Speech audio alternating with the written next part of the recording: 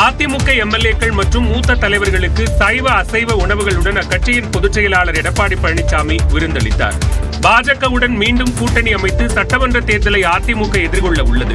இந்நிலையில் சென்னை பசுமை வழிச்சாலையில் உள்ள தனது இல்லத்தில் எடப்பாடி பழனிசாமி இரவு விருந்து கொடுத்தார். இந்த விருந்தில் mutton biryani, chicken biryani, chicken 65, மீன் வறுவல், மட்டன் சுக்கா, முட்டை, இறால் தொக்கு ஆகிய 7 வகையான அசைவ உணவுகளும், இட்லி, இடியாப்பம், சப்பாத்தி, தோசை, சாதம், சாம்பார், ரசம், பொரியல், அவியல் என சைவ உணவுகளும் இடம்பெற்றிருந்தன. இந்த இரவு விருந்தில் அதிமுக அவைத்தலைவர் தமிழ்மகன் உசேன், மூத்த தலைவர்கள் பொன்னையன், தம்பிதுரை, நத்தம் விஸ்வநாதன், முன்னாள் சபாநாயகர் தனபால் உள்ளிட்டோர் பங்கேற்றனர்.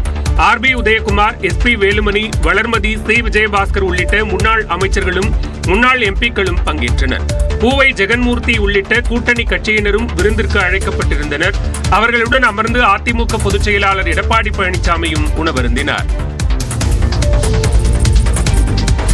அதிமுக பொதுச் செயலாளர் எடப்பாடி பழனிசாமி தந்த இரவு விருந்தில் முன்னாள் அமைச்சர் செங்கோட்டையன் பங்கேற்கவில்லை. கடந்த சில நாட்களாக அதிமுக பொதுச் செயலாளர் எடப்பாடி பழனிசாமி பெயரை சொல்லுவதை செங்கோட்டையன் தவிர்த்து வந்தார். இருவருக்கும் இடையே கருத்து வேறுபாடு இருந்ததாக கூறப்பட்ட நிலையில் எடப்பாடி பழனிசாமியை தொடர்ந்து டெல்லி சென்று அமித்ஷாவை தனியாக சந்தித்து பேசியது அரசியல் வட்டாரத்தில் சலசலப்பை ஏற்படுத்தியது. அதிமுகவுடன் கூட்டணி அமைக்க செங்கோட்டையனை வைத்து பாஜக காய் நகர்த்துவதாகவும் பேசப்பட்டது. இதையடுத்து சென்னை வந்த அமித்ஷா அதிமுக பாஜக கூட்டணியை உறுதி செய்த நிலையில் செங்கோட்டையனையும் சமரசம் செய்து வைத்ததாக கூறப்பட்டது.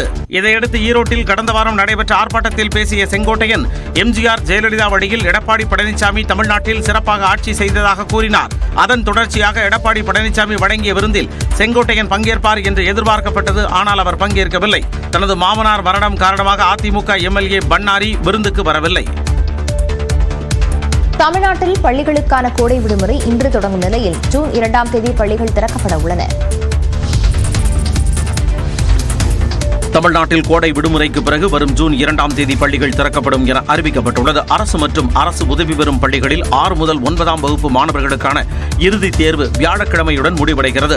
இதனால் வரும் வெள்ளிக்கிழமை முதல் மாணவ மாணவிகளுக்கு கோடை விடுமுறை விடப்படுவதாக பள்ளிக் கல்வித்துறை இயக்குநர் அறிவித்துள்ளார்.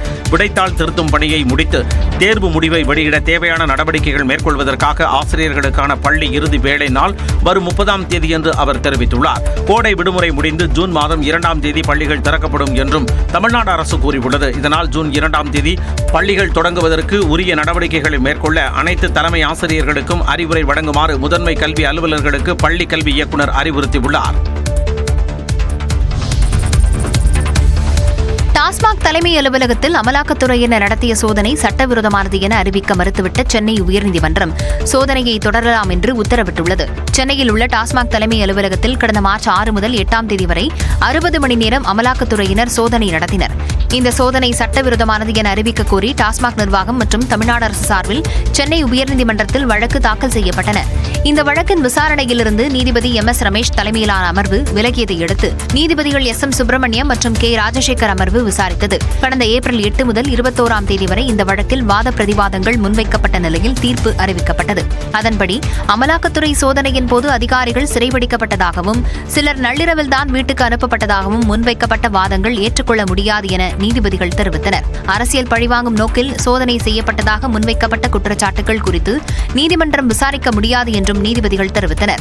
அது நீதிமன்றத்தின் வேலை அல்ல என்று குறிப்பிட்ட நீதிபதிகள் ஒரு கட்சி மற்றொரு கட்சி மீது குற்றம் சாட்டுவது வழக்கமானதுதான் என்று கூறினர். ஆனால் ஆதாரங்களின் அடிப்படையில் மட்டும் நீதிமன்றம் நீதியை உறுதி செய்ய முடியும் என தெளிவுபடுத்திய நீதிபதிகள் தமிழ்நாடு அரசும் டாஸ்மாக் நிர்வாகமும் தாக்கல் செய்த வழக்குகளை தள்ளுபடி செய்து உத்தரவிட்டனர். மேலும் சட்டப்படி அமலாக்கத்துறை தொடர்ந்து விசாரிக்க அனுமதி அளித்தும் நீதிபதிகள் ஆணையிட்டனர்.